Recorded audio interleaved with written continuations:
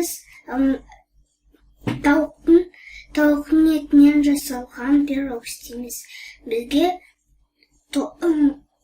сода керек, сосын тоз керек, сосын ұн керек, сосын май керек, сосын айран керек, картошка керек, пияз керек, тауықтың етін керек. Ұнды, тозды, соданы араластырамыз. Мандаринді теркадан өткіземіз.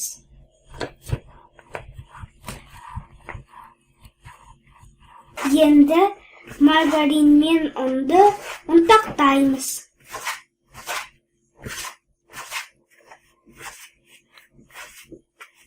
Айранды құйып араластырамыз.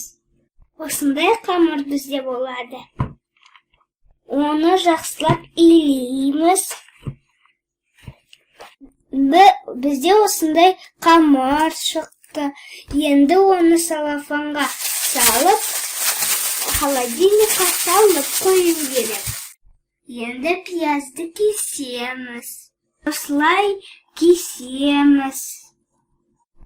Картошканы кесеміз. Осылай картошканы кесеміз. Тауықты кесеміз. Осылай тауықтың етін кесеміз. Тұз саламыз. Енді бұрыш ашамыз. Бәрін араластырамыз. Мен хмель сунель салдым. Осындай начинка шықты. Қамырды холодильниктен аламыз. Осылай кесеміз. Қамырды елейміз. Осылай қамырды жазамыз. Начинканы қамырдың ішіне саламыз.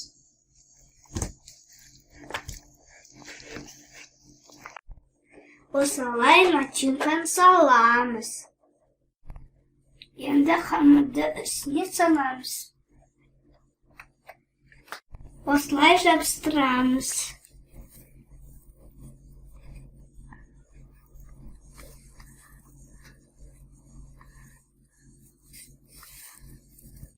Осылай узор жасаймыз.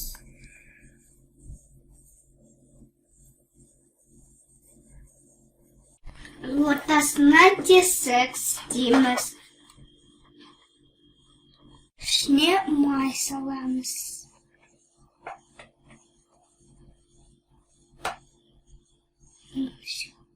Жұмыртқаның сарысы керек.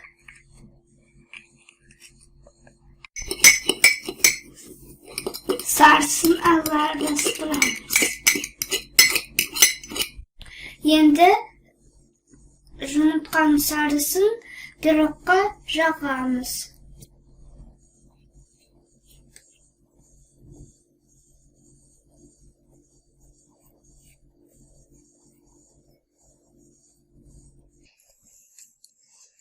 Осылай әдемілеп жағамыз.